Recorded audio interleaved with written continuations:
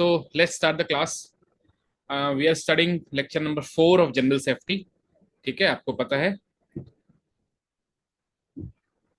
और topic we are covering is risk management. Right, you all are aware about that. हमने बहुत सारी चीजें पढ़ रखी है. आज रिस्क मैनेजमेंट का लास्ट क्लास है.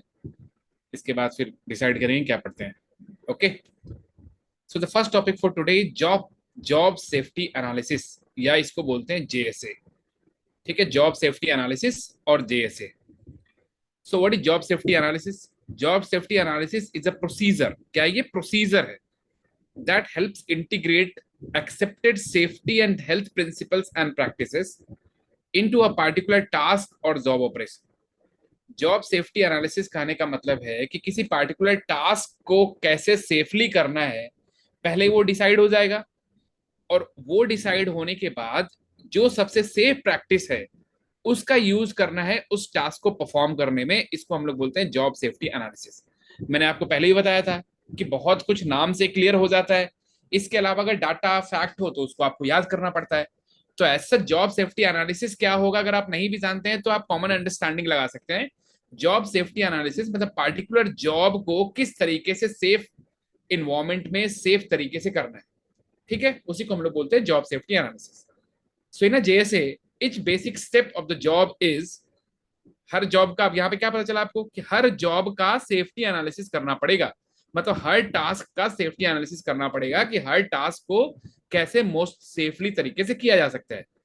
सो each basic step of job is to form a team, to identify potential hazard, consider the existing control, identify the steps in the activity and to recommend the safest way to do the job. जो आपको पता है वही सारा चीज लिखा हुआ है.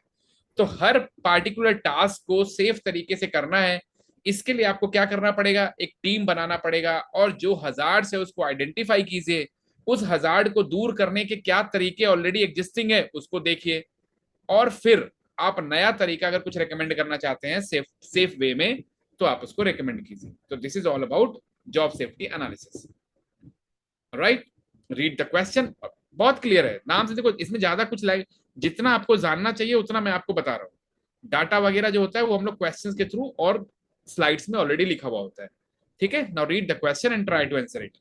While conducting job safety analysis JSA, it is not necessary to, these are the form, these are your options. ठीक है, read the question and try to answer it. While conducting job safety analysis JSA, it is not necessary to calculate risk score, consider existing control, identify the hazard, identify the steps in the activity and form a team.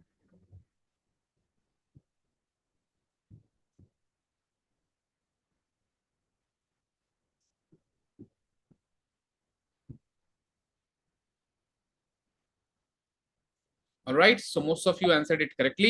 The answer is A, to calculate risk score. Risk score का जो था वो हमारा यहाँ पे नहीं था. Etch basic step में ये 5 काम करने हैं, रिस्क स्कोर को कैलकुलेट करने का कोई जरूरत नहीं है. Alright, move on to the next topic. Take 5 personal risk assessment. बहुत ही ज्यादा इंपॉर्टेंट टॉपिक है. इसके ऊपर क्वेश्चन आपको मिलेंगे ही मिलेंगे. ये एक डीजीएमएस का सर्कुलर है, सर्कुलर टेक्निकल मैमिड 2 ऑफ 2014. बहुत ज्यादा इंपॉर्टेंट सर्कुलर है, एक्सट्रीमली इंपॉर्टेंट. बट अच्छी बात ये, we shall read all everything in that circular अपने क्लास में. Okay, so personal risk assessment. तो अभी तक हमने देखा कि डिफरेंट टास्क को आपको एनालाइज करना है, जो हजार से आइडेंटिफाई करना है, and then you have to create risk free environment. But now this personal risk assessment कहने का मतलब ये है कि हर वर्कर या हर सुपरवाइजर या ऑफिसर जो काम कर रहा है उसको पर्सनली असेस करना पड़ेगा कि जो मैं काम करने जा रहा हूं क्या वो सेफ है या नहीं है, वहां के हजार्ड्स क्या है, रिस्क क्या है, ऑलरेडी कंट्रोल्स मतलब वहां पे एग्जिस्टिंग सेफगार्ड्स क्या है, कुछ नया तो नहीं करना है. ये हर पर्सनल मतलब हर आदमी को, हर वर्कर को, हर हर जो इंप्लॉय है उसको अपने लेवल पे ये डिसाइड करना पड़ेगा. और उसी से रिलेटेड डीजीएमएस ने ये टेक 5 पर्सनल रिस्क असेसमेंट का सर्कुलर लाया था. टेक 5 क्या है अभी जस्ट देखेंगे, मतलब डिफरेंट स्टेप्स में क्या इन्वॉल्व होता है.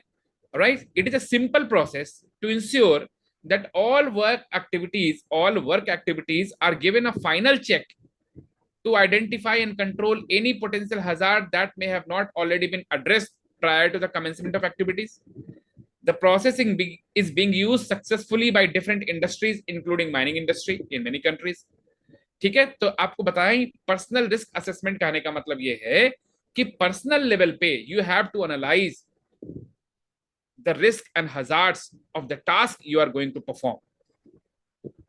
Take 5 is to complement the risk assessment process but not replace it. मतलब कि जो रिस्क असेसमेंट का प्रोसेस है, जो एक यूनिट लेवल पे एक डिफरेंट मतलब एक पार्टिकुलर एक्टिविटी लेवल पे हो रहा था कि ये काम सही होना चाहिए, हजार्ड्स क्या है, रिस्क क्या है। अब आपको मैं क्या बताऊं कि अब पर्सनल जितने लोग काम कर रहे हैं उनको भी इनकॉर्पोरेट करना है। सो टेक 5 जो है वो रिस्क असेसमेंट को कॉम्प्लीमेंट करता है, कहने का मतलब उसके ऊपर एडिशन है, ना कि रिस्क असेसमेंट को रिप्लेस करता है। ठीक है, लाइन बहुत इंपॉर्टेंट है। पर्सनल रिस्क असेसमेंट जो है टेक 5 वो ओवरऑल रिस्क असेसमेंट के प्रोसेस को अच्छा बनाने के लिए किया हुआ है। ऐसा नहीं कि रिस्क असेसमेंट के प्रोसेस को वो पूरी तरह से हटा देता है, रिप्लेस कर देता है, no.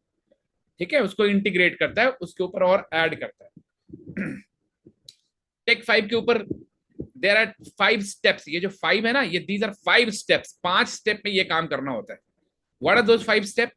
Stop, step back and observe, think through the task, identify the hazard, control the hazards and communicate, and then complete the task safely.